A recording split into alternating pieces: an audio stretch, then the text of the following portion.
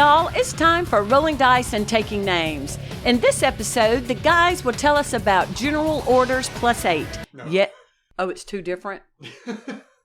Okay. General Orders plus 8. I wondered, that is a very interesting game.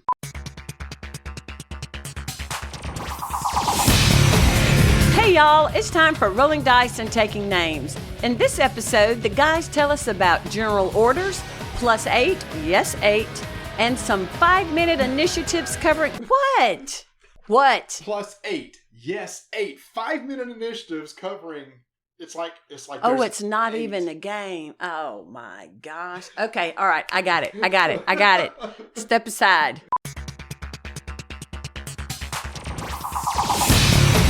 Hey y'all, it's time for rolling dice and taking names. In this episode, the guys tell us about General Orders plus 8, yes 8, 5-minute initiatives covering some of the hot new games they've recently played. Hopefully the episode goes much better than this intro did.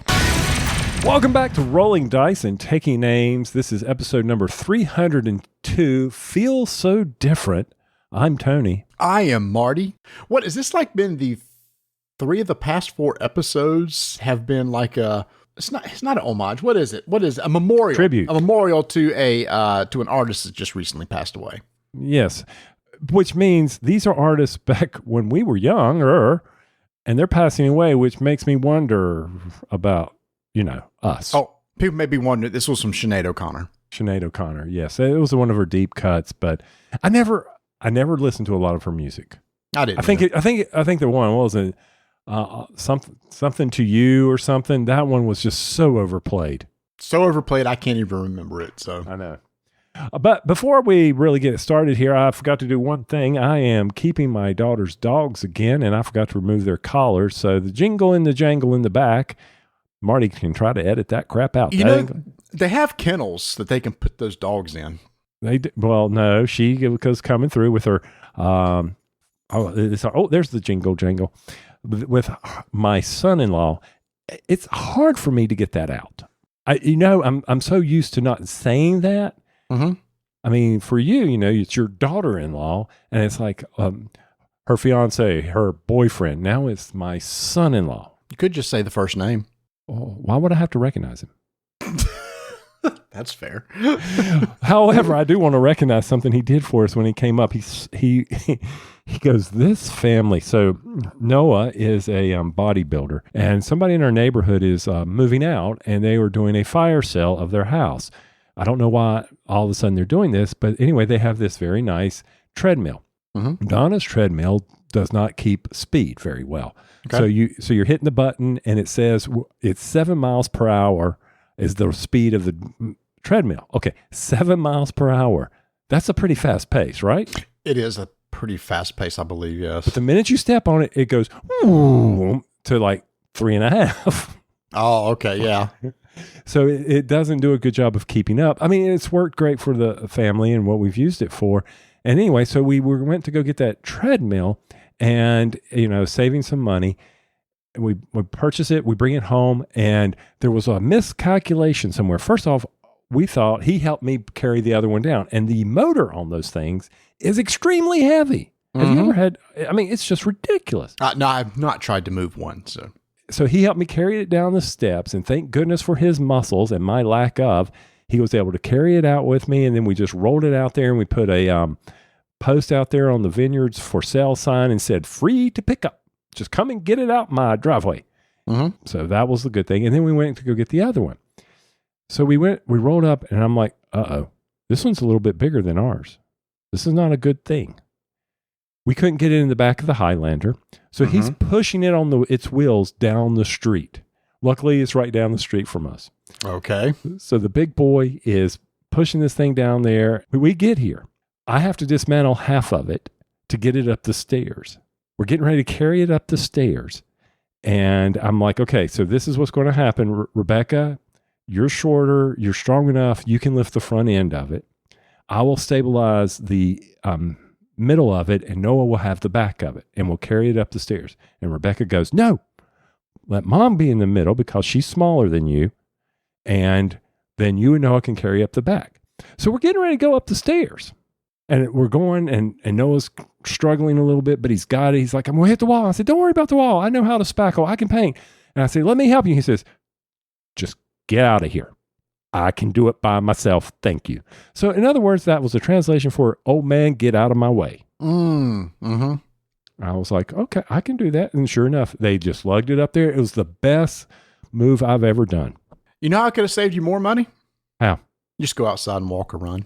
You don't even need a treadmill. Have you been outside today? Hey, it builds perseverance. Builds character. Yeah, and then when you're passed out on the street. Well, you get used to it after a while. Yeah, after someone revives you, splashes water on your face. But that has nothing to do with what's in the intro. Oh, no, because I'm extremely confused right now. People are like, where is this going? So that's the first event where there was almost not a 302 because I almost got crushed by a treadmill or my son. That was the first. We didn't know this. We didn't know this was the story that 302. You didn't set this up as 302 might not have happened because. Well, 302 might not have happened because of the next story. Okay. All right. People have already tuned out, and we'll get to games here in a minute. I did something I've never done before. Told an interesting story. Okay, that's fair. And does that hurt coming from you? Not really. No, not really. You've heard my stories. Yeah, let's go. Let's talk about putting together a lawnmower part again. Well, that was the end of the lawnmower segments. That's fair. Yeah. So I went out. I was going to grill tonight. You do this as well. I turned on the grill. I'm sitting there and I look over at the grill and I'm like, why isn't it heating up? So I opened it up. I said, oh man, I forgot to ignite it. Oh boy. Was the gas on? Gas was on. Okay. There was almost a no 302 with Tony. Let's just be honest. Donna comes running out and she goes, what the hell just happened? I said, well, I'm blown up, sir. Oh man, I am so thankful there was a panel on the front of that grill. Ooh, I didn't let it air out enough. Ooh, dude, I've never done that. That was interesting. Oh my gosh, I got to play that clip now. For y'all haven't seen Stripes, y'all need to go. Y'all need to go watch Stripes. Load up, sir! Load up, sir! That's one of the funniest lines in the movie. So anyway, that's why we now have 302. We almost didn't have 302 because I about blew myself up or got crushed by a treadmill or my son-in-law almost killed me. So recently I have transitioned to charcoal. I am not using gas anymore because I can't remember. I said, let's just try charcoal one time. And the family loved it. And it's like, well, crap, I don't go back to gas anymore. Are you using briquettes or lumps? Briquettes. Are you using lighter fluid? Yep. Okay. I mean, like old school grill. Mm-hmm. Like put down the briquettes and stack them and heat them, pour them out there and pyramid clean it out up when it's over. Yeah, and dump it out when it's done. Yeah. Yeah. I got my little charcoal grill, but it takes forever to get hot. It does. But there is a different taste with charcoal than propane, for sure. Yes. Both are probably carcinogenic and cause cancer in rats somewhere. That's true. Yeah. You're eating lighter fluid or whatever's coming off those briquettes. But hey, cavemen did it for years, and look where we are now. That's true. They got through. They got us here, right? So they survived. So I was like, man, I about blew myself up there, but that's okay. The good news is that I almost singed all the hair off, but at least I'm sitting in my comfy chair here. I'm all ready to record. I'm ready to go. That's so smooth. And what kind of chair? You're welcome. What kind of chair are you sitting in, by the way? I'm sitting in an eWin where you can get 30% off over at eWin. That's right. If you've got people that are getting ready to go to college time and it's time to deck out their dorm, I hate all those Amazon commercials with the come see what's in my dorm. Look at this. See, well, number one, you should watch a TV to where there are no commercials and you wouldn't have to see those. Well, that means I'd have to pay more for Paramount Plus. Paramount Plus streaming app on Amazon sucks. It absolutely sucks. Do you not have a smart TV where you can download the different streaming apps? It's old. Okay. No, right. Paramount is not on my TV on the app section. Got it. Understand. And I bought the Amazon Cube, which I thought I was a first adopter of it, and it sucks. And I'm we like, just use the stick, and it's really good. I mean, it's like the 3rd generation 4K, super fast, so it's a really good one. yeah, I've never had a problem with any of my Roku devices. Never. Okay. Yeah. And they at least update the apps. Mm-hmm. I don't think Amazon does. And if anybody works for Amazon, I'm sorry if I'm hurting your feelings, but your Amazon Cube thing, and that's 1st generation, sucks. Oh, that's years old. Do they even make that anymore? What? So after so many years, you got to get rid of stuff? Planned obsolescence, baby. That's how we do technology around here. Okay. That's why Vanessa was saying, I don't think the dryer is heating exactly right anymore. And I looked at my watch. Yep, been about 6-7 years, about that time. I mean, the first dryer that we had lasted like 15, 16 years. And I remember when we went and got it replaced, and the guy said, well, just let you know, from now on, you'll never have a dryer that lasts as long as that again. Funny you should say that. My aunt and uncle had to replace their stovetop recently after 30 years. And when they bought the new one, the guy said, I hate to break it to you, but I'll see you again in 5 to 6 years. I know. Luckily, our washer dryer cycle is off by a couple years. So, every couple years we have to replace one of them. But yeah, man, planned obsolescence. It is 100% a thing. And I can't. I just get used to it, and I don't like it. So about the chair. That was a nice little squirrel. The reason why we're bringing up the chairs, we used to talk about the eWin racing chairs that we got, and they have worked with us before to help set up a discount code for the chairs and stuff that they have out there. They came back to us, guys, it's been a year since we talked to them. They said, hey, guess what, guys? We have a brand new chair we would like for y'all to check out. And I'm still kind of updating all my sons with game chairs. So I said, sure, Travis, you want my old chair? I'll get a new chair. Travis was like, heck yeah, I'm all into that. So they have a new thing called it's the Champion Series chair. And I just got this thing put together. And I will say, you've put together a couple of the chairs, right? Yes. When you open the box, I cannot believe how well everything's laid out. Everything is carefully laid into foam. Everything is kind of sealed inside of a box. It is just an easy experience to get everything out of the box. What's crazy is I assembled this entire chair just by basically inserting and tightening only 8 screws. Only 8 screws put this whole thing together because it's already so much pre-assembled.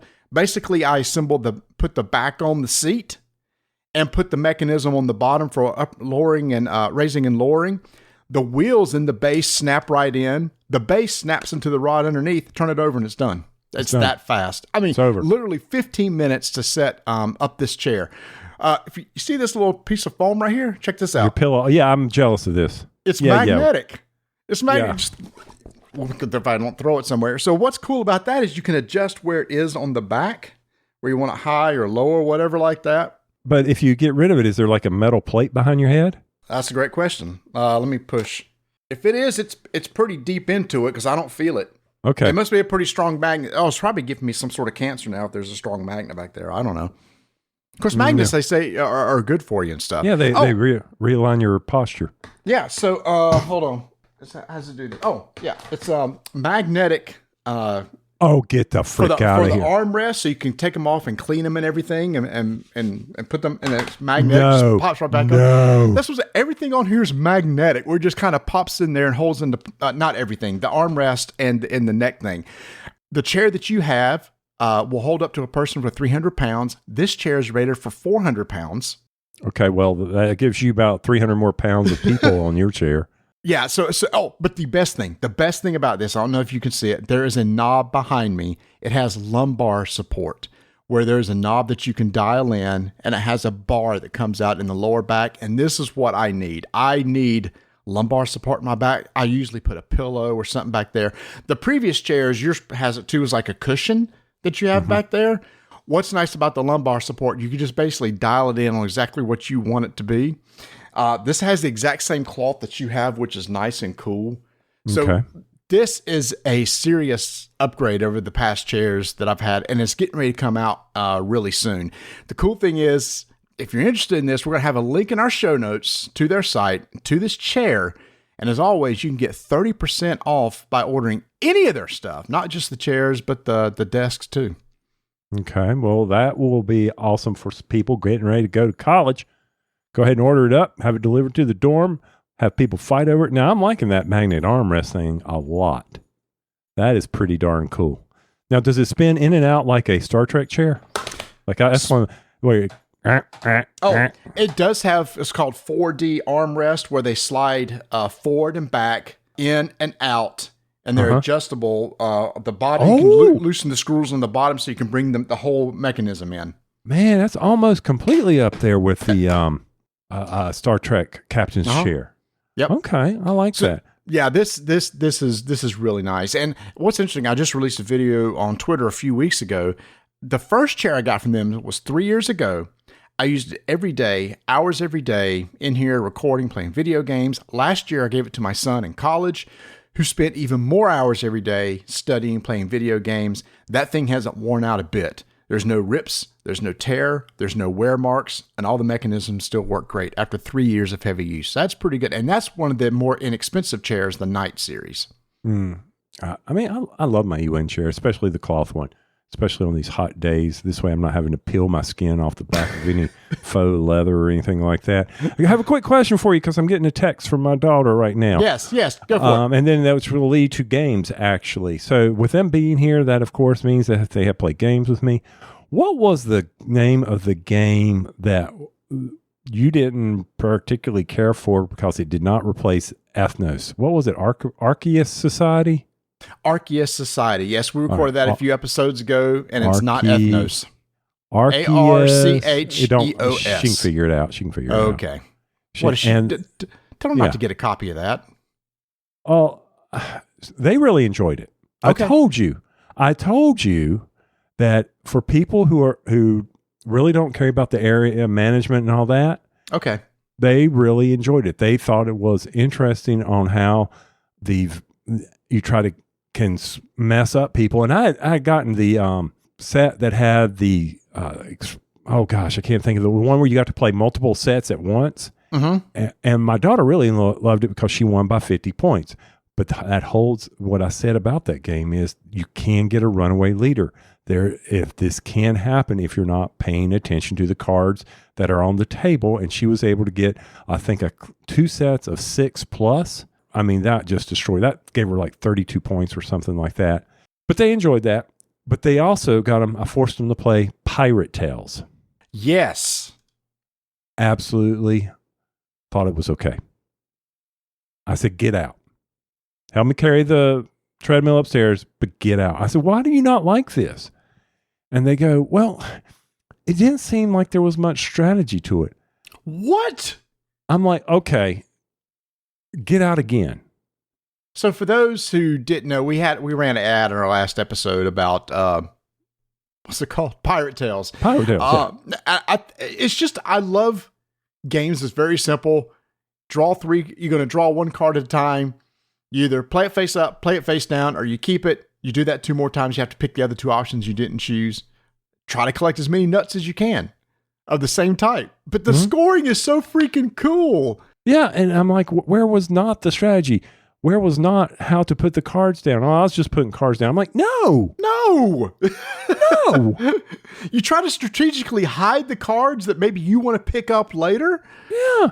And then I'm looking at them like, okay. In Arceus Society, I will say the one rule that we messed up in our first game where it was you can either take from the display or draw 1 card. Yes. Yep. That did change that game a lot. Okay. Yeah. Because there was times where there was 1 card sitting in the display and we kept drawing from the top 1 card only. Yeah. And that did change the card. And then, of course, I think they really liked it because at the end of the game, 2 monkeys came up back to back, which ended the game right there. Yep. So they like that tension. Yeah. So they enjoy playing that. I'm good. So they had never played Ethnos before. No, but the next time that we're together, I am going to bring Ethnos out and I'm going to say, okay, compare which you like. I said, I know your mother likes this one better. Yeah.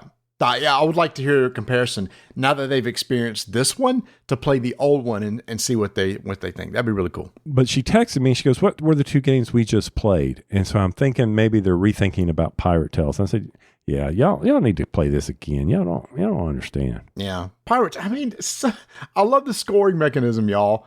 You only have one of one type of card that scores 0. If you have 2 of the same type of nut, you take the lower value. 3 of the same type of nut, the middle value is the points you get. 4 or higher, you get the higher one. It's just a clever scoring way to where you really want to make sure you at least get 4 of particular type of nuts so you can get a lot of points at the end of the game. So good. So good. I love the idea. When do you raid, man? Do you push your luck? Oh, I want that stack. Will it go one round before it gets to me? It's good. And what stunk was I got stuck having to raid because I could not draw 3 cards because I had an island that had 5 and one that had 3. Yep. So with the 5 and 3, you can never place 2 cards to the same island. And therefore, I'm like, oh, crap, I've got a raid. And I'm sitting there looking at it, and I already had 2 candies.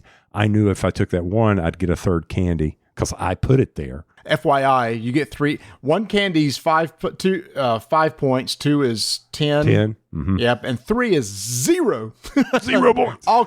You ate too much candy, you get no points for any candy. Yeah, and I was the fool that put it there, and I knew if I took that one, I was going to blow my candies anyway. So I took the other island. Guess what? There was another candy in there. Oh, God. Pirate Tales was a pleasant surprise from Gen Con. It really was. Yeah, that was by Skybound Games. Skybound Games, yes. And then I think the other hit that you really like too is Romi Rami. Those 2 games are just really good, fun, simple games. Yes. You heard us talk about Imperial Miners. You know you'll want Imperial Miners, right? Simple engine building game, plays fast, simultaneous gameplay. Well, guess what? It's now available for pre-order over at shopportalgames.com. So you don't want to miss out on this opportunity to get this game as soon as it ships. Because when it's getting ready to go out, if you have that pre-order in place, you're going to be one of the first people to get this game that plays from 1 to 5 players and is in the Imperial Settlers universe. And there's 2 bonus mini expansions as an appreciation gift for you just for pre-ordering. We didn't get the mini expansions, Tony. I'm happy that we got the game.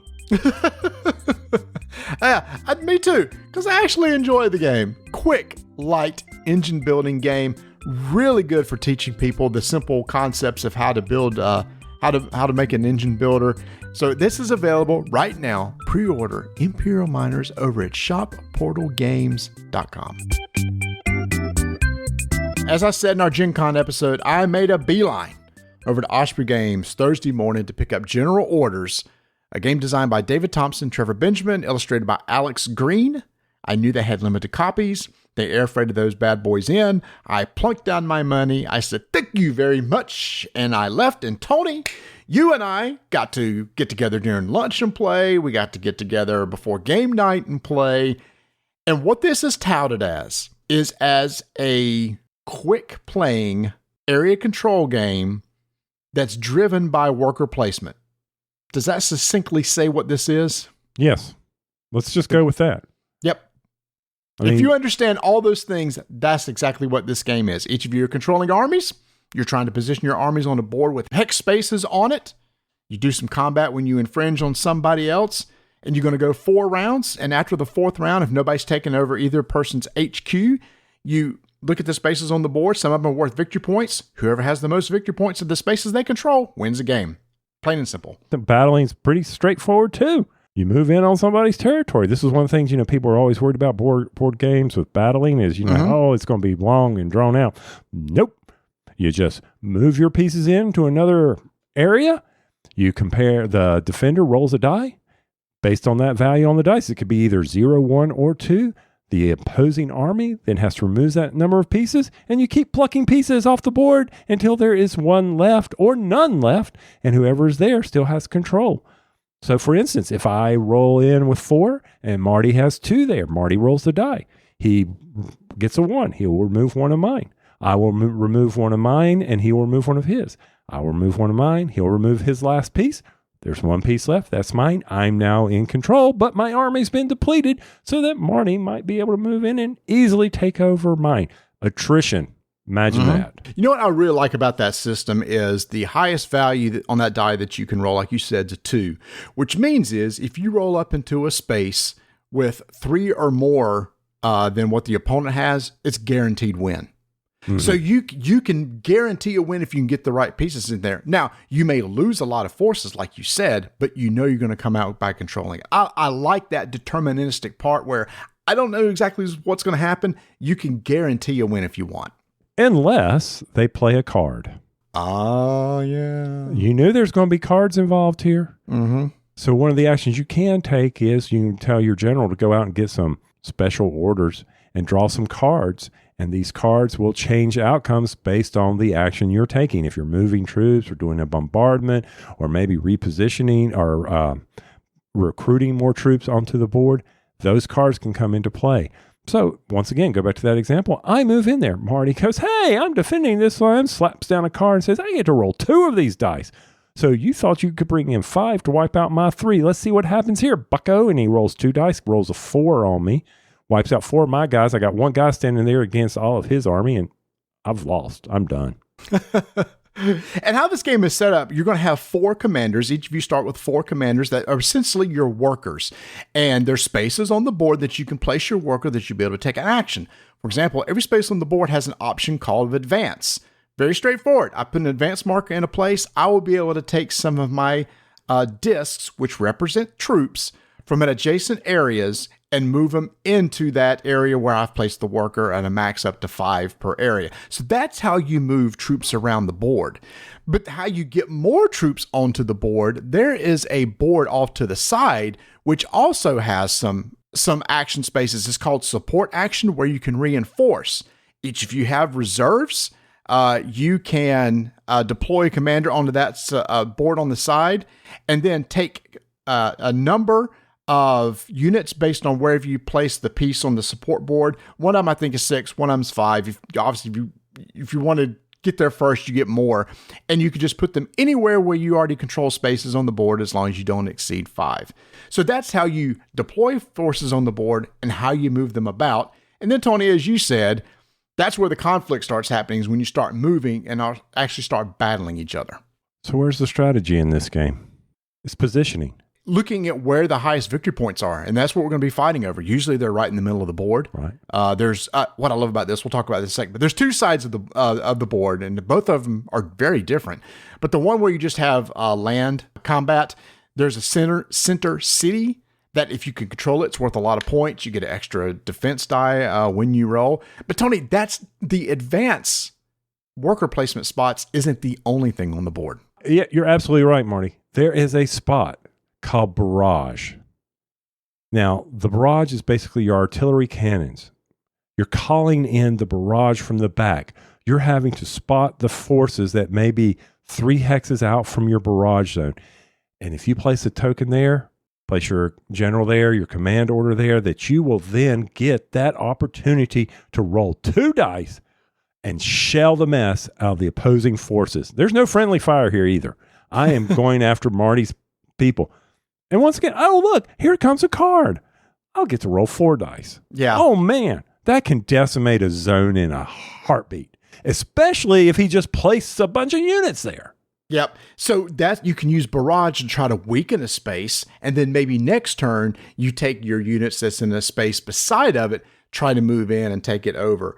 And by the way, we talked about these cards. How do you get those cards? The other spot on the support board is where you can place one of your commanders to draw cards into your hand. And that's really the main actions that you're going to be taking over the course of 4 rounds. It's a fast moving game. You don't have time to turtling or any of this thing, because to be honest with you, I don't see, without extreme luck, can you get to the other HQ if they're building up the forces? It would be tough. Mm-hmm.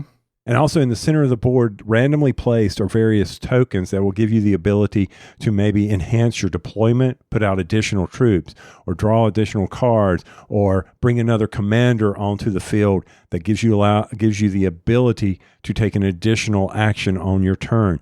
These tokens are out there on the board. Those spots are in the victory zones as well, so there is a constant battle there. And believe it or not, they can swing the tide of battle. First game that we played, you got the token that was basically gives you an extra worker, an extra commander, and you held on that space the entire time. I could not get you off of it. So what that means is over 4 rounds, you got to place 1 extra worker every round, and you just annihilated me with that. Yes, I was, and that was my strategy. Once I took control of that, I knew I had the high ground. Everything else you sent at me, that was going to be hamburger hill, baby. You were nice. I was going to barrage that if I could. I was going to set up my card so I could defend that, so that maybe I can loosen up your forces that allow me to sweep in later and then flank you and take some of the higher victory points. I got lucky on dice rolls. I will say that some of my dice rolls were pretty extreme, but still. Yeah, but again, if you want to make sure you win, we talked about earlier how you can guarantee a win. But here's the thing, y'all. That's one side of the board. You flip the other side of the board and it introduces aircraft. Now, not only do you have the land combat, the land units, there are zones marked on the board where your aircraft can go. And there's special actions that you can take on the supply board. The supply board flips over, adds a couple extra actions like taking off, allows you to add more of your airplanes into areas that you air zones that you control. You can move into air zones. You can do aerial combat, which works exactly the same way as land combat. And Tony, it adds 1 new action on your turn. You can now bomb. So let's say you're holed up in this one little place on the ground that has a lot of victory points.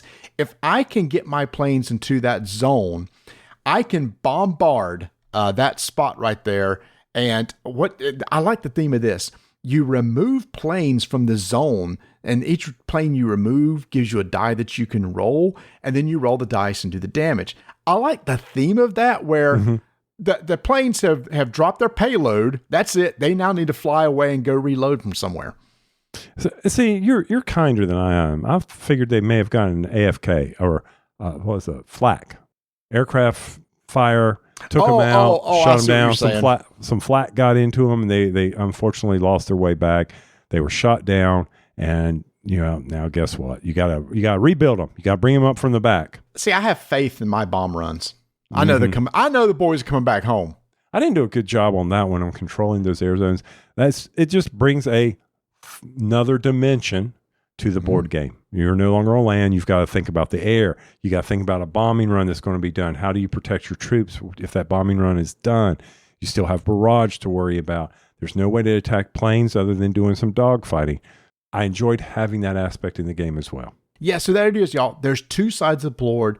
Both played totally different. Oh, by the way, Tony, we forgot another one. On the land side, you got paradrop, where you can just pick a spot and drop people in behind enemy lines. Just another way to for strategy. Again, these are specific spots on the board where you'll place your commander to take that action.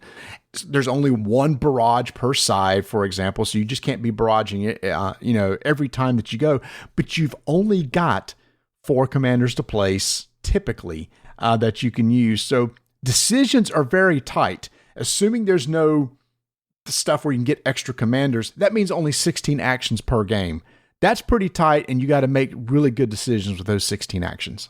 Game's over in no time. It's one of my favorite things about this. I mean, you don't 30 minutes at the max? Yeah, at the max, yeah. Yeah, not a lot of back and forth with battles, stacking of actions. None of that's going on here.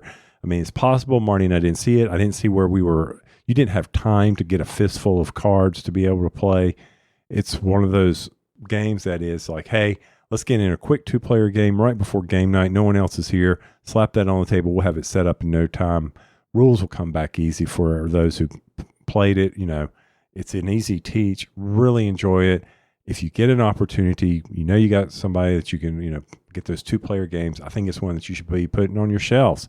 Yeah, so one thing, we've been playing a lot of historical games and we really like those. I will say when it comes to the historical aspect of this game, it's a little bit lighter on the theme, but that's actually addressed in the rule book.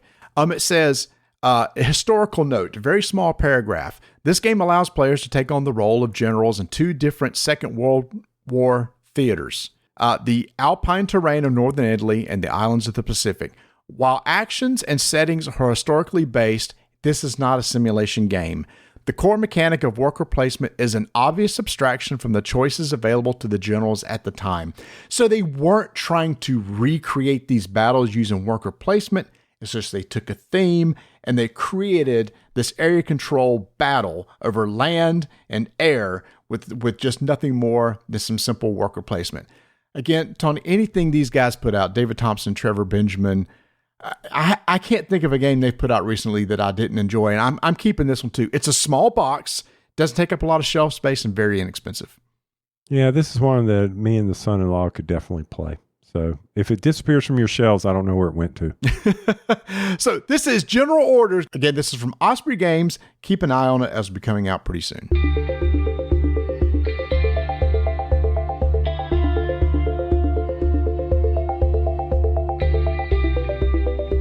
All right, if you got some Gen Con envy going on, you can cure that envy.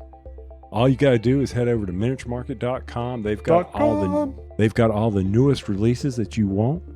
They've got old releases that you didn't know you need, but you actually should to help get that basket up to $100 so you can get free shipping. And don't forget about Miniature Market's whole program.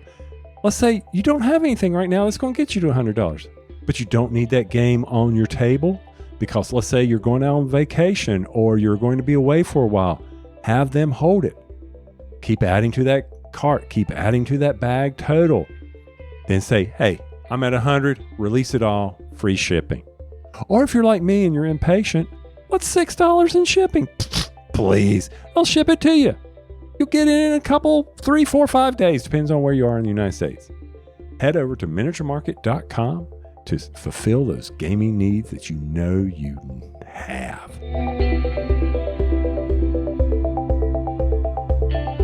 Okay, y'all, we've been playing a lot of games recently, and with each of these games we've played, we've recorded a quick 5-minute initiative for them. Well, we've compiled all these into one episode, and what we're going to be doing is giving you 8 straight 5-minute initiatives. So that's back to back to back to back to back to back to back. 1, 2, 3, 4, 5, 6, 7. To back 5-minute initiatives covering all different types of games, board games, card games, etc. So grab yourself a drink, a moon pie, sit back, and enjoy this extended set of 5-minute initiatives. 5-minute initiative begins in 3, 2, 1. So in 1994, Richard Garfield, you may know this name for some odd reason. Mm-hmm. He came out with a game called Robo Rally. Now, Renegade has come back out, brought it, did another re-implementation. Came out in 2016. And then in 2023, Renegade said, you know what? This is a great game. We need to get it on the table. And in this game, everybody is a robot and you are trying to complete checkpoints on a board. You're racing other robots. Your robots have lasers. And on your turn, you have the ability to purchase a power-up, and then you begin programming your robot, and everybody puts down 5 cards to program their robot, and one at a time, you flip over one of those cards, you activate your robot, you go through the steps of the racetrack, because there are conveyor belts, there are other lasers, there are gears that spin your robot, and that may impact your next program after everybody does the first one. Then we go to the second one, the third one, the fourth one, the fifth one. And whoever completes the racetrack first wins the game. What is frustrating about this game is your perfectly laid plan may not execute correctly. We saw that happen. I took a laser many times because of stupidity. And when you take a laser hit, you can take damage, which can clog up your hand, which will later then impact your turns. Now, we played a very short game of this. Marty, I never played Robo Rally. This was the first time I've ever played it. I have played before, and it has the same level of satisfaction and frustration that I remember from the past. There is nothing more rewarding than planning out your 5 cards. I'm going to go straight here, turn right here, move up 2 here, turn back here, and end up exactly where you want to be on the board, as opposed to, I'm going to turn here, go here. Oh, crap. Tony just ran into me. I was not expecting that. He now pushed me. Oh, shoot. I'm on a conveyor belt. Now I've moved 2 spaces. Oh, great. Now I'm right in the middle of the laser. Now I'm taking damage that's going to clog up this spot this next turn. And then all of a sudden, best laid plans go to poo-poo. Then you try to spend the rest of the game correcting it. Now, this plays 2 to 6. This is, at 6, this is mayhem. Yeah. Yes. And I do not believe on some of these boards, I can see this being a 2.5 hour game on some of the huge boards that they've got laid out in the book. But they said, because you put multiple boards together, right? Yeah, we played on just one single small board. So yeah, I do appreciate there's a bunch of different boards in the game and a bunch of different layouts. Yeah. And you can go up to 6 checkpoints. We only had 2 checkpoints. And I can see, but at that point, because the damage cards that we were taking really didn't impact our hands because, well, first off, Mark had the I can get out of jail free card at any time with his robot could hover over the drop zones. I call them the drop zones where you would fall off the board and have to respawn. Mark had that, and he just basically glided across the board. It was the most frustrating thing ever. We couldn't do anything to him. And that is something in this game. You've got to also be thinking, as I plan this, where may they be? Because you may want to impact them. So, So as far as, there was a game that came out called Mechs versus Minions, and it had the same concepts, but there was a lot more to it. I mean, a lot of meat to that game, and it was, you kept unlocking various parts of it. But here, I mean, it is just straightforward. Like you said, move 1, move 2, move 3, or turn left, turn right, do a U-turn, power up, or do something again in your registry.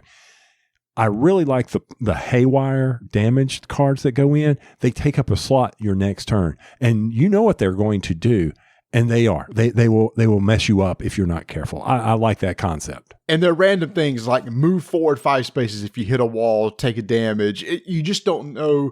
You try to plan for it, but you just never know exactly what's going to happen. So we talked about the whole goal is getting checkpoints. Getting a checkpoint is really nothing more than walking over on top of a spot that's on the board that's marked with a little plastic checkpoint. And you have to do them in order. And then depending on the map that you're playing, you have so many checkpoints you're going to do. Personally, I don't think this game would be fun at 2. No. Part of the fun is the mayhem, getting in each other's way. It's going to be tougher with 2. I think 4 would be a sweet spot. I would not want 6 checkpoints. No. So to me, 3 to 4 players with 2 to 3 checkpoints is the sweet spot for me for length of this game. For me, this is a great family game. Easy to play, easy to teach one another. So to your point, with not having any family here, this is not a game for Donna and I to put out on the table. And I do think, and we encountered this, there was a lot of downtime. I mean, we had just finished playing, another game where there was very little downtime. And here, have you not selected your cards? I'm like, I'm really trying to think this through. Okay. And you do get stuck on that because you are sitting there looking, well, if I end up on this gear is going to rotate me this way, so that I need to play a card to rotate me back the other way. So you're trying to think through all this, and I was screwed up. I remember one time I needed to move 2 spaces and then 1, and I flipped those and I moved 1 and 2. The 1 put me on a conveyor belt, which pushed me up 2 spots, and then I was way off from my path. So there's a reason why this keeps coming back over and over again. It is a classic game. Renegade has done a nice job on it. Nice insert, nice painted robots. So the quality of the components are way up there. If you've never experienced, it is a fun family game, fun programming game, and one that you will probably laugh with your family and friends as you just wreak havoc on everybody and shoot lasers up their butts like we were doing to Tony all night long. Yeah, it was not comfortable. That is Robo Rally, Richard Garfield from Renegade Game Studios. So, Marty, you know how there's deja vu? Yes. So the other day I was in an antique mall, and there was this old Milton Bradley game that was created in 1962 called Dogfight, World War I. It was way more expensive than I was willing to pay for an old game. I mean, they had it like at $60. But it had various cards that you were playing and moving your planes along, and your planes had various formations and stands.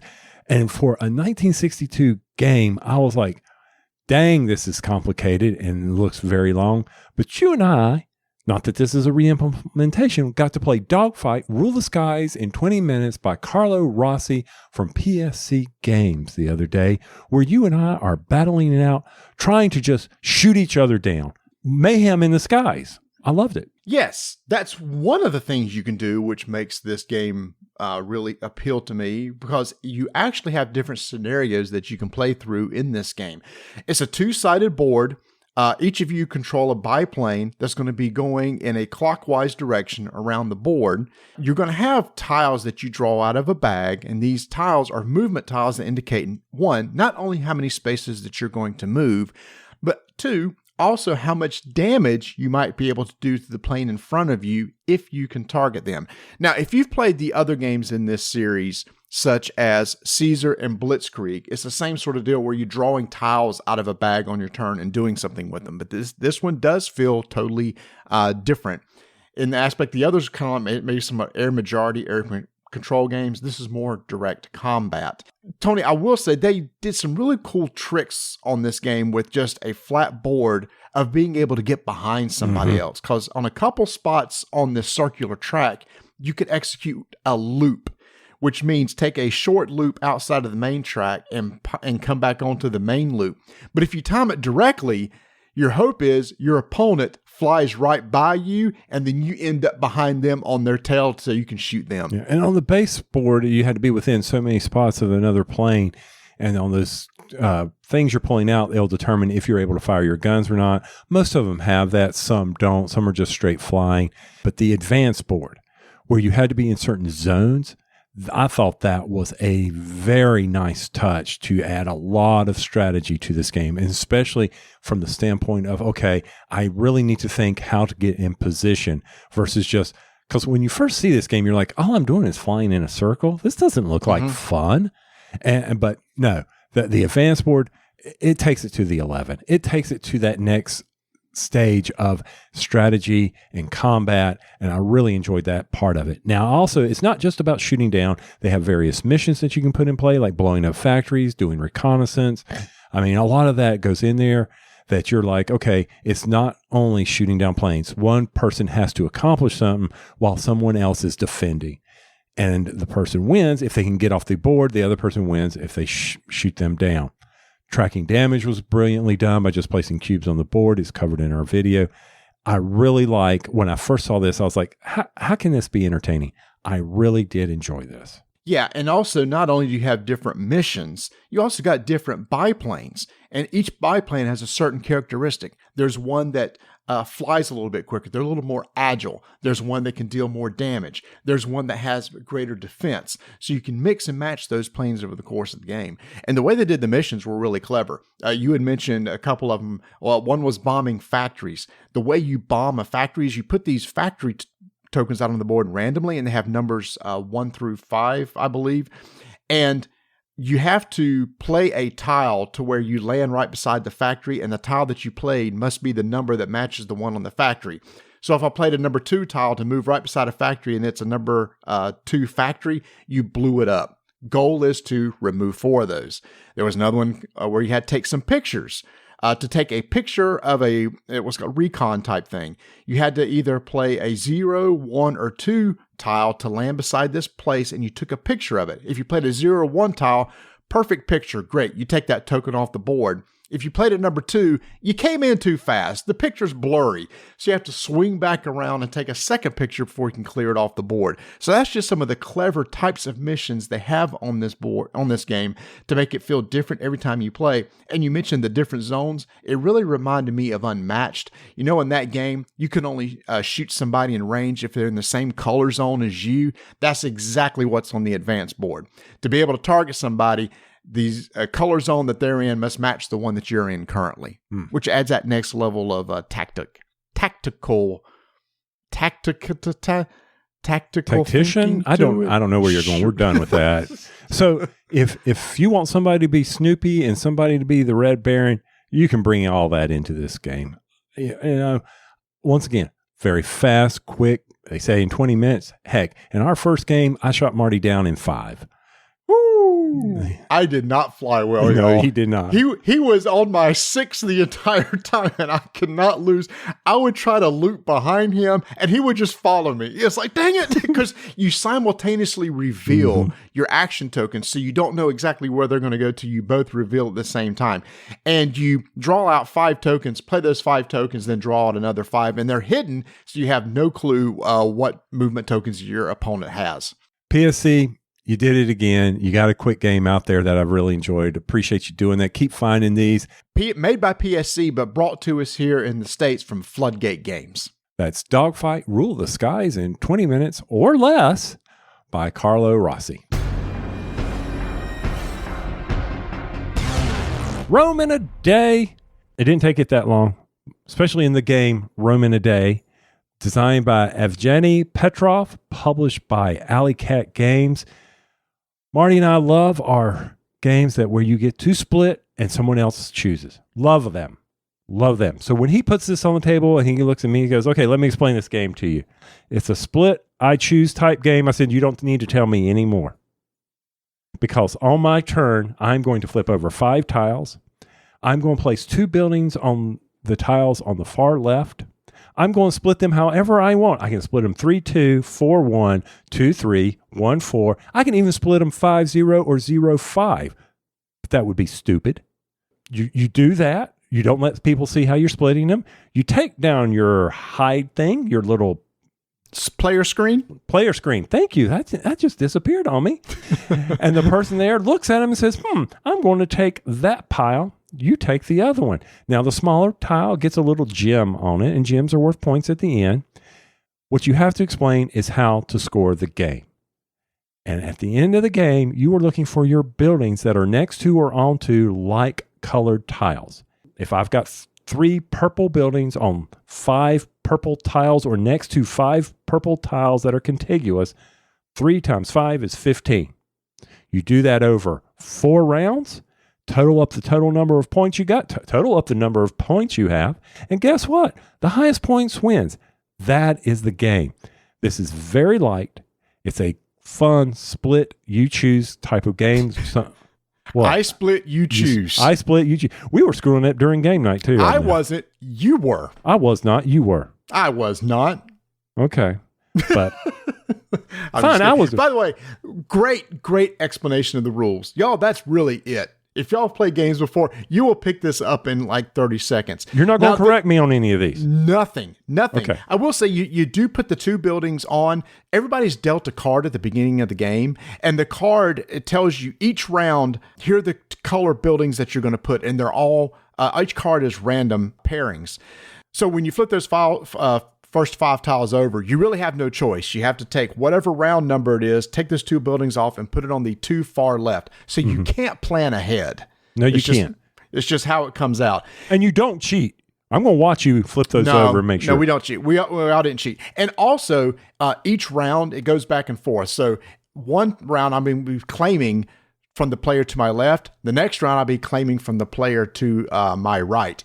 And you secretly choose which one you're going to take, and then you flip a card over and indicate which one you want because you don't want to see what other people are doing beforehand. And with these games, the difficulty is always dividing them up because you look at it and you're like, I can't give you, but I can't give you this. Right. Yeah, that's why I love I Split You Choose, because it's like you want to kind of sweeten the pot for the other person so that you get what you want, but you can't sweeten it too much. Yeah, and it's like, okay, I'm going to give it to Marty. I'm going to give him his choice here. But what's Bert going to give me? Is he going to match what I need? I knew what buildings he was going to put out, but how did he divide them up? How am I going to get those? Really enjoyed this game. I mean, this is one of those that I'm like, when Marty was explaining, he was like, okay, I'm like, hey, is this going to be too simple? Yeah, it's simple. It's very simple, extremely. But sometimes you need that in your life, especially when it comes down to the scoring. Yeah. And here's the thing is, you and I liked it. Bert did not care for it. He thought it was too simple. But when games like this happen, I don't necessarily think that this is something we're going to play all of our game nights. Again, this is a small box game, which I love, which means I could plop this down in front of my friends and family that don't play games and introduce them to I Split You Choose. So here is a good entry point into this mechanism that you might want to show others how cool it is and the tough decisions you have to make. It's a thumbs up, but keep in mind, as we've pointed out, you need to tamper your expectations here. Yep. I enjoyed it just for its simplicity and ease.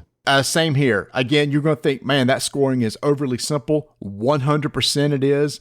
But when you look at the audience you may be teaching it to, again, it's a perfect way to teach this style of game. So this is Roman a Day from Alley Cat Games. For those of you who have listened to Rolling Dice and Taking Name for over 300 episodes, Lord love you. Lord love you. That's a Southern saying, isn't it? Yeah, bless your heart. Oh, that's true. Well, if you have, you know that we love our trick-taking games. We love our rummy-style games. We enjoy cards. It's how we grew up here. Mm-hmm. It's what we would always play. You sit down with your grandma and you would play a game. So we're going to talk about a game called Romi Rami from Randolph Publishing. And when I sat down at Gen Con with the publisher, he said he wanted a card game that reminded him of playing cards with his grandmother. Oh, and it does. It really does. It's a rummy style game where you are trying to do sets and runs, but the suit doesn't matter to build the sets and the runs. Wrap your heads around that. It took a little bit during game night, mm-hmm. and that's fair because we're so used to cards. But what you're trying to do is you're trying to fulfill contracts that you see before you, and you maybe say, well, I need to collect 3 sets and, collect a set of 3 and a run of 4. And when I do that, I will get to take that contract, and that contract has points. Also, any of the suits that I use to fulfill that contract, I remove, and they become points at the end of the game as well. So, for instance, the contract was for clubs, and I had a set of clubs.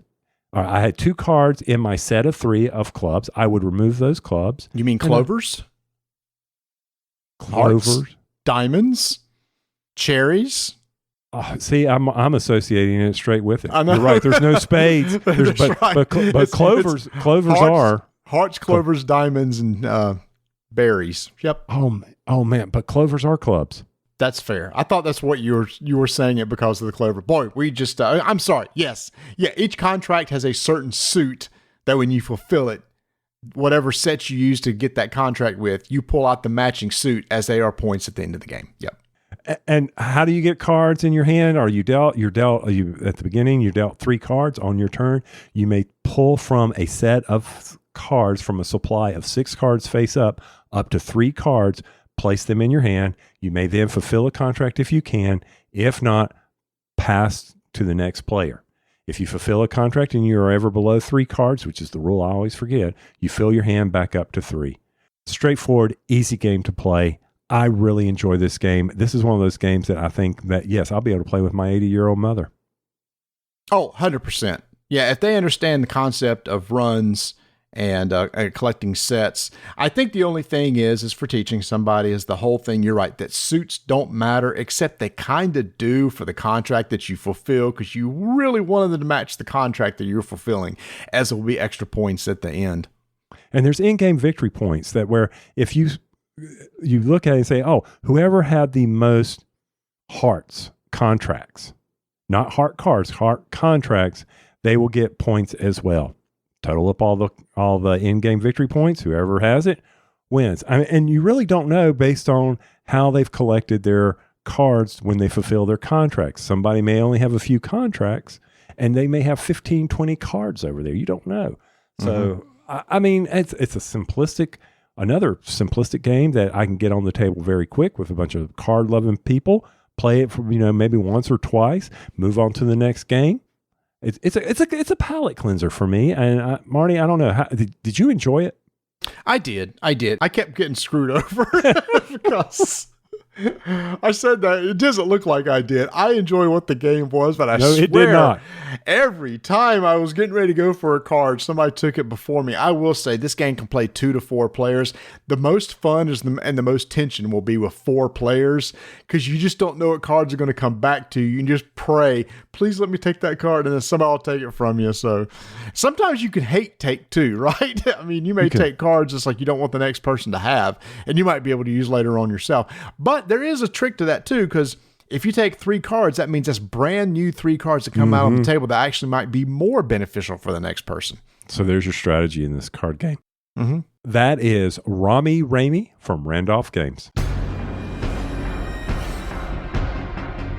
hot game from Gen Con from Lucky Ducks Games is called Cosmoctopus. It took me forever to learn how to pronounce Cosmoctopus. This is a game designed by Henry Audubon.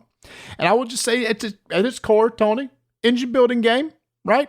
Mm-hmm. You're going to, you have a set of tiles in the middle of the board, 3x3 tiles. You have Inky, which is I guess he's a Cosmoctopus, a little inky head sitting right in the middle of the board when the game starts.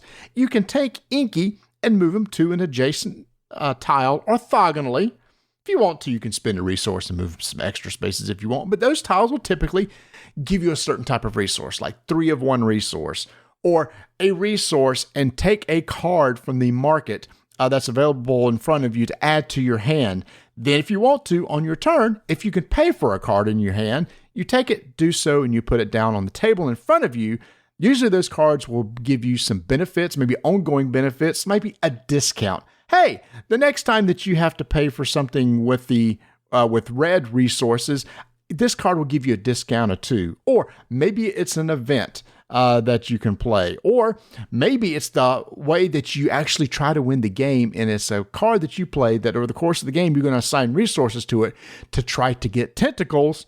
The goal of the game, be the first to get 8 tentacles and complete the Cosmoctopus. You forgot the key point of the turn. Oh, I am so sorry. At the end of your turn, thank you. Rotate the head of the Cosmoctopus to look at the next player so they'll know it's their turn to go. And we stuck to that rule. And we were slamming Inky down on the table, making sure that because, there was, is it my turn yet? You didn't turn him to me. Slam, turn. Okay, fine. Now, one of the things that Marty did say is that you're setting up a 3x3 grid, but you also have the option to set up different patterns as suggested by the rule book, so that can change your game and change up some of the strategy that goes there. As with all engine building, in my opinion, some of the times when how the cards are displayed or laid out can create some staleness to the game, where people are just circling and trying to figure it out. There is a way to get 2 tentacles at once, and that is through a knowledge, and that is collecting a lot of resources at once. 13. 13, and there are limits to how many resources you can have at the end of your turn, 8 of each resource. Exactly, which means that those cards that give you like a cost discount, like, oh, good, now I can have a discount of 3, that counts towards those crowns. You get enough of those in, then you can go after that one particular type of crown, which is a great way to grab basically a quarter of what you need to win the game. The special constellations where you're filling those out, when you unlock one, you can then put it on the other one. So some of the powerful combos in those cards that you're playing is as soon as one becomes unlocked, you may take from the supply a resource and place it on there. So while I was playing, I was looking for the ones that had the multi-branch constellations. So you unlock one, all 3 of them would then open up. That was my strategy when I was playing that game. He's referencing the card that I talked about. If you play it in front of you where you will assign resources to it, you have to assign them in a certain order. Right. But once that card is full, it will give you a tentacle and usually like another bonus. Yeah. But yeah, what was it? The relics, I think, gave you the capability of special powers here and there. Yes. Yeah, you're correct. The relics. So, this is a straightforward engine builder. But once again, is there any time? Does it drag out? Sometimes, because you've got to figure out, I can't plan because I don't know where Inky's going to be. And do I have the resources to move him, or do I sacrifice my turn and hopefully he'll get back to the spot I need? That's where I think the game drug a little bit for us. From that standpoint, it was always, oh my gosh, I don't have enough. Oh, look, I finally got enough resources to play this card. Then I have to build back up again. I will say, I agree. The pacing of the game for me was really slow at the beginning. A lot of engine builders are really slow as you try to get the cards in play. It was like taking us forever for any of us to get tentacles. Now, towards the end of the game, it seemed that ramped really quick. Mark went from like 2 to 6 or 7 tentacles almost instantly because he had his engine cranking. But the start of the game did feel a little sluggish to me, but the momentum kind of picked up as the game went on. This game's going to take 60 to 90 minutes. And I think a lot of it has to do with the fact that, we were still learning how the cards play out and how they synergize with one another. And maybe a couple of future plays, we could be like really fast with getting that engine built, looking for specific cards, but there's no way to cycle through the deck or through the supply at a time. For me, good family weight game for an engine builder. It's not one that, I would throw out on the board for our game night because we have so many other engine builders, but this is definitely one that I think that a family could enjoy because it's very easy to understand the resources, very easy to understand the various cards and the powers that are in there, that anybody can pick up on that. And I will say it looks good on the table. Inky's kind of cute, so it has kind of a whimsical look to it. So it's definitely going to be very approachable as opposed to like a engine building game where it's dry with just collecting particular cubes or wood or stone or like that. So the whimsical part of it might attract people that you're trying to teach this style of game too. So that is Cosmoctopus from Paper Fork Games and Lucky Duck Games, that if it's not out now, it should be any day now. You heard us talk about it in our Gen Con episode about our rush over to Oink Games booth because we wanted to get what we knew was going to be one of the hot games, and that is Tiger and Dragon. Why was it a hot game? Because people said it was going to be a hot game, therefore it was a hot game. We knew nothing about it. We knew it had mahjong tiles. We thought that looks cool. We have no idea how it plays, but it's worth us getting it. And we knew if we didn't get it first day, we would never get a shot to get it the rest of the show. However, they kept bringing in more and more. I think it was a little bait subtle switch. Yeah, bait and switch there. We don't have it, but so in this game, Tiger and Dragon, you will have numbers 1 through 8 on mahjong tiles. The number on the tile indicates how many of that number are in the set, into the deck, from the draw pile. Mm-hmm. So if I have a 3 on that tile, there are 3 mahjong tiles in the draw pile with a 3. The concept of this game is to get rid of all your tiles. Here's the challenge. A player will play a tile in their attack row. The next player to their left can defend against that by playing a tile that is the same value. If I play a 7 and you want to defend, you play a 7 in the defend roll. You now go on to the attack. You play a tile. Where is the strategy in this game? It is trying to figure out how you can run out your tiles so that you can be the last player to play. Because when you play that last tile, you will get points depending on the scenario you are playing. Some are basic scenarios like score a couple of points. Some are, if you go out with this particular tile, you will get 4 points. But if you ever go out with a 1, you win the game automatically. That's Tiger and Dragon. What did I mess up? I don't think you messed up anything. So the thing is that the 1 always wins. Remember, there's only 1. I had that scenario once, and I could not get control at the end of the game in order to win. You said, Tony, that is the number of tiles in the draw pile. That's almost true. That's the number of tiles in the set, but a couple are removed from the game. So there's a couple off to the side that, so you can't count actually, because there are a couple removed from the game. There's no perfect knowledge here. And, Yes. and there's 2 special tiles you have to keep in. There's a tiger and a dragon.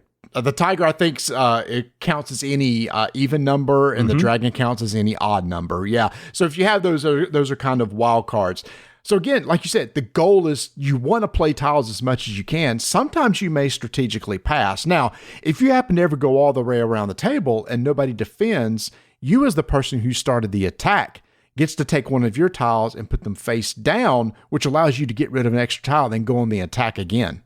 And that's worth points if you happen to go out at the end. That's additional points. So once again, it's your strategy. Like if I show up and my hand's got, 5 8s in it, I need to think through this and say, okay, how many times do I want to attack or defend? Because I know a lot of people may have 8s out there, and that will let me to take control. Mm-hmm. When we first played this on the table, we've played it multiple times. It didn't grab me at first, but as we kept playing and doing different scenarios, it was like, oh, okay, I see where we're going here. Yeah.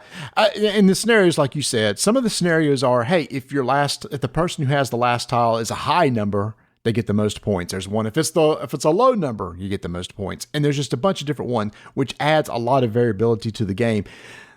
And so what I like about that, Tony, is that you just can't always have the same strategies. It's not always like, okay, you're just trying to just make sure you have the last tile. It's like, okay, I want to have the last tile, but I want one of these certain ones I have to be the last tile. So that kind of twists up how you play the game. Now, I will say, it looks great on the table, and I said this while we were playing it.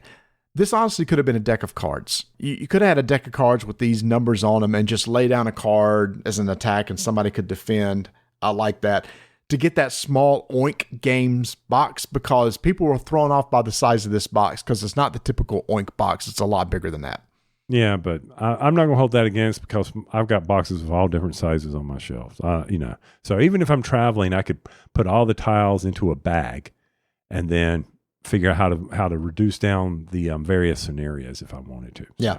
I'm just saying that the Mahjong tiles are really cool, but they they didn't have to be Mahjong tiles. They weren't required for this game. But of course, it is fun to mix those up and have a handful of those. No, I dug this too. I will say I like 4-player way better than 2-player. Because we played several games of 2-player, but when we got in front of our game group and started playing 4-player, that's where it really shined for me. Yeah, I agree. 2-player was kind of, it'd be kind of like, I don't know, playing Rummy 2-player. Right. I'm not a big fan of that. Yeah. Right. So I exactly agree. So once again, that is Tiger and Dragon from Oink Games. Marty, I don't know if people have decided that, we don't have any friends other than you and I, but you've even mentioned that someone else is, that you've got a friend at work. I don't have any. I don't see anybody. But we've gotten a lot of 2-player games in lately. And one of them that just came to us from Draco Ideas is one that involves submarines, one of my favorite parts of wartime and listening to the stories of that. But it was called Scope U-Boat by Juan Nachir. Here you've got the destroyers looking to blow up the submarine, and the submarine is trying to destroy the armada that is crossing the Atlantic to deliver goods to our allies. This is card-driven. That's all this is. These are cards, Marty. Yeah, but you're not necessarily playing cards from your hand. What it is the cards set up the North Atlantic. You're going to set up a grid of 5x6 or 5x5 cards that represent spots on the ocean, and the allies are going to have their boats, ships, on tops of some of these cards as they move across the top of the ocean or across that tableau of cards. Meanwhile, the Germans have a submarine out there somewhere. And this is what's so clever about it, because at the beginning of the game, after you've laid out the 5x6 or 5x5, they're going to take one of their submarine cards and replace it with one of the cards on the front row, or the row in front of them on the table. And that's where their submarine is. However, the backs of these cards all look the same to the ally player. I have no clue where that submarine is. And I really like how you move on your turn, because you can pick up a grid of 2x2 cards, put them in your hand and kind of shuffle them however you want, and put them back down however you want. So that's how you pick up a batch of cards that may have your submarine and move it around in the ocean or in the grid of cards. You could be bluffing. You may pick up 4 cards that your submarine's not even in there, and it makes me think that you're there. Allies just trying to take actions to move their ships across the board. The cargo ships, destroyers are out there trying to look for the submarines. They can do this by doing sonar. And if they do a sonar, they can look at any adjacent card beside them, turn it face up. And then, or they can do a depth charge. If they can get on top of the submarine, activate a depth charge and destroy the submarine. It's all good. It's funny. In the end, it's all driven by victory points. Each scenario says, earn so many points in order to win this scenario. But it doesn't feel like a victory point game. And this, they had Scope Stalingrad, which was about snipers. And this is, hey, let's see what we can do with it in the ocean. I mean, I like the concept of it. I like the tension. But for me, it's a shell game of, okay, where did I hide the nut under the shell? When we played the base game, before we went and used some of the advanced rules, it felt flat to me. Yeah, the cards were flat on there. The tension wasn't there. I wasn't really following the strategy. But as I thought through it and we played it later, I felt that the torpedoes, a submarine has to come up. It has to expose itself in order to get a better shot. I mean, they could fire a torpedo from across the Atlantic and hope it hits something, but that's not it.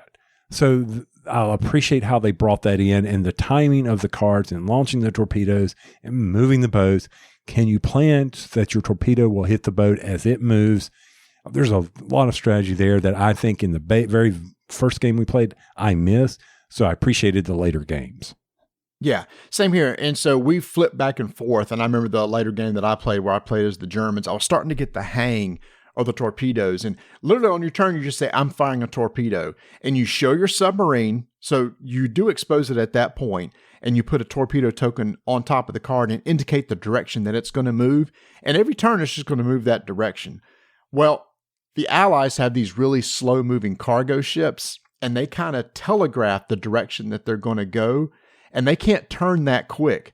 So if you get off a torpedo right close to one of those ships, there's a very good chance the Allies don't have time to react and change the course of that ship, and that's how you would take one out. But you do it's risky. You got to get close to that ship, and almost guarantee there's probably a destroyer near it protecting it too. And on the Allies side, I'm sitting there trying to set up a wall to say, okay, you won't come after him and you're going to show yourself and I'm going to be able to track you down fairly easily. So as far as a 2-player game, it's not going to be up there in our tier of games that we've played recently as top, but I do like, once again, simple to set up, easy to go. I do think there is a lot to explain when you go to the advanced rules. Enjoyable. So for me, put it on the table when we need to, just not wasting time. Wait on some people, or we want to get a quick 2-player game. This is done in under 20 minutes. Yeah, it actually says on the box 15, once you know the rules, that's definitely true. It's a small box. And what's interesting, as you were talking, I loved how everything that we're talking about was very thematic, right? Mm-hmm. This doesn't feel like a pasted on theme on cards. You actually using the terms of, I'm going to submerge, I'm going to surface, I'm going to fire torpedoes. As you're playing the game, you're using all these terms correctly, not using generic terms, which means to me, thematically, they made something that really kind of worked with what you call a shell game, yes, but we kind of played it the way the theme was supposed to be. I agree with you. We've been playing a lot of great 2-player games. This one is a clever one. I would like to check out some of their others. I believe you talked about Stalingrad. I think there may be even another one coming out soon. So now that we know these lines of games exist, I wouldn't mind trying another. That is Scope U-Boat from Draco Ideas. Back in 2015, when Plaid Hat Games released Ashes, I absolutely loved that game. I collected everything. I played competitively. I spent a few years really kind of playing that game hardcore. Then a few years ago, they re-released the game called Ashes Reborn, where they reintroduced all the cards, tweaked some of the cards, and changed some of the rules. Now, I got the Ashes Reborn set and played a little bit, but didn't play nearly as much as I did when the game first came out. Well, that has changed recently thanks to them releasing a deluxe expansion called Ashes Reborn Red Rains, The Corpse of Veros. Now, Ashes has always been a head-to-head game, but with this expansion, this introduces a co-op mode or a solo mode where you're playing against an enemy called a Chimera. Now, your player turns works the exact same way. You have your player deck. The Chimera itself has a deck of enemies that it will put out there that you have to deal with. And then your ultimate goal is to try to deal damage to the Chimera itself, which is kind of like the boss. And once you knock its life down to 0, you're going to win the game. But because this game can now be played co-op, the 2-player version of this game just now feels totally different. I've been playing with a guy at work that was heavily into Ashes also. We used to play a lot during lunch, but we haven't recently. Well, over the past month or so, we usually play once or twice a week during lunch where we pull out this Red Rains expansion and play against the Chimera, either with the decks that came with the set, which is really cool. It comes with a complete set of cards for a player deck, plus multiple Phoenixborn that you can choose from to go with that deck, plus brand new signature cards to go with each of those Phoenixborn, which can be used in regular PvP play. So we'll use one of those or bring our own to play against the big bad, basically. But as I said before, the game plays like it always has, and we love that. So there was no new rules we needed to learn for the players themselves. The only difference is instead of attacking the person that you're playing with, you're attacking the creatures that are out in front of you. And each time you take out one of those, it deals damage to the Chimera, or you could attack the Chimera itself. And at the end of every round, after everybody passes, including the Chimera, new creatures from the Chimera deck will be dealt to each one of you to have to deal with in the next round. Now, during a round, after each player has taken an action, the Chimera itself gets to take its own action. And it is really straightforward and fluid. There is a power die that you roll, and if it ends up on its power side, you put it off to the side, and once 5 are placed there, you put a red rain token onto the Chimera itself. Once the Chimera has a certain number of tokens, it levels up or gets more powerful. So like in a video game, you know how you have different stages of a boss and you take it down and then it comes back a little bit more powerful and has different attacks. That's kind of what's going on here. And then there's another die, a D12 that you roll, and you have this card that will tell you, based on what value you roll, what's going to happen. It could be one of the face down enemies in front of you gets revealed. Another one could be it gets revealed and attacks, or add another token to the Chimera itself. And the results of this die is actually going to depend on the type of Chimera that you're going up against. But what I love about that is that entire phase right there happens pretty quick. Once you understand how it works, you can resolve the AI part of the game pretty quickly. Roll a die, do something, roll a die, both of you resolve, and then you continue playing. This has totally reinvigorated our interest in Ashes. Like each week I'm like, hey, you want to play again? Do you want to try one of these pre-constructed decks that comes with the expansion? Or do you want to try our own decks? And recently we've been building and tweaking our own decks to play against to see how well we can do. Now, every time we play this game, it takes about 45 to 60 minutes to go through it, especially if you beat it. If you die early, obviously it's going to go quicker. But of course, you can also play solo. I've been talking about co-op only, but you can also do this entire game solo too, which is really nice. Also, what's really nice is this Corpse of Veros was the first release of this. They've had more. The most recent one is the Frost Wild Scourge, which adds a whole nother deck of player cards, plus some new Phoenixborn, plus some existing Phoenixborn with new signature cards, a new Chimera to go up against, and they just announced the Blight of Never set, which is going to add yet another Chimera and even another deck of player cards and new signature cards for some other Phoenixborn. So in itself, it's really cool that you can buy these decks, have new ways to play this co-op or solo version of the game against a common monster, or you just use them to supplement your existing PvP deck with new signature cards for your Phoenixborn. I love it, and I'm glad to see that this just wasn't a one and done with their first release, that they're releasing this with multiple sets, because I'm going to be getting all of them. And like I said, my interest in Ashes is totally reinvigorated now. I forgot how good the game it is, and this new twist on the solo co-op variant is going to make me play it even more often. That is Ashes Reborn, Red Rains. Again, there's multiple expansions of this now. You can find out more over at plathatgames.com. 5-minute initiative is complete.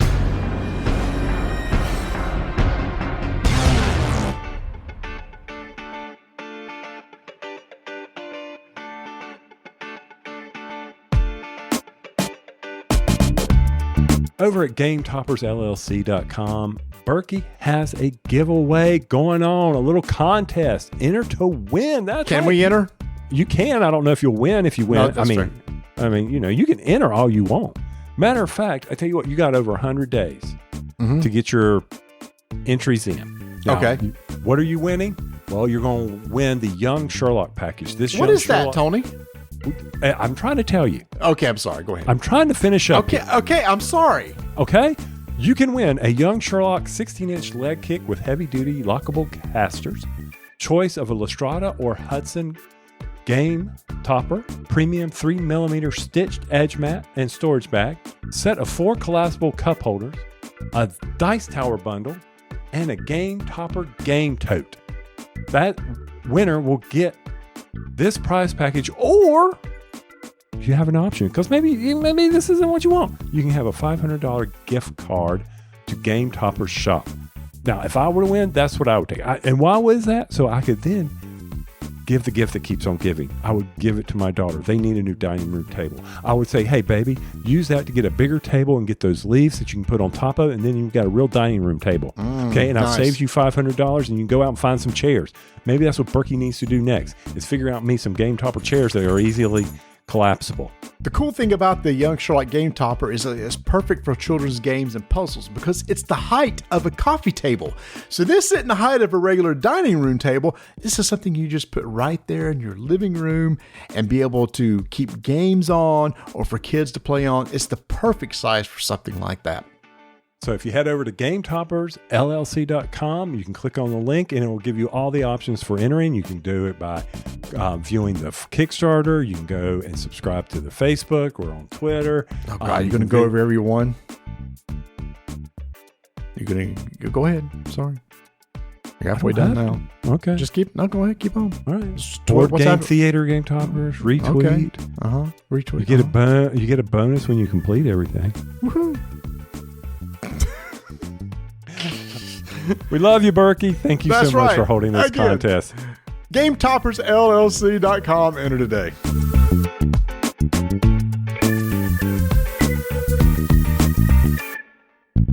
All right. Well, we are done wrapping up our Gen Con stuff, the stuff we've got, the stuff we played. Oh, crap. No, we don't. We still got some more stuff over there. Oh, yeah. There are a lot of games. There are a lot of games that were announced and coming out from Gen Con. I'm so tired. I need a vacation. What, you just got back from a vacation, so I need another one. Oh my gosh, yeah. And just think, Essen's right around the corner, so there's going to be a whole new glut of games coming out from Essen. Just pass it. Just don't worry about it. Don't even look. Just say we don't need none of that. Let's move on. Besides, it's going to take a year for it to get across the seas. That's the way it goes. Yeah, some of them does take a little bit of time to get over here. But I may have to sacrifice gaming just so I can get some Baldur's Gate 3 in. I will get it hopefully loaded. I'm sure you are probably 30 hours in.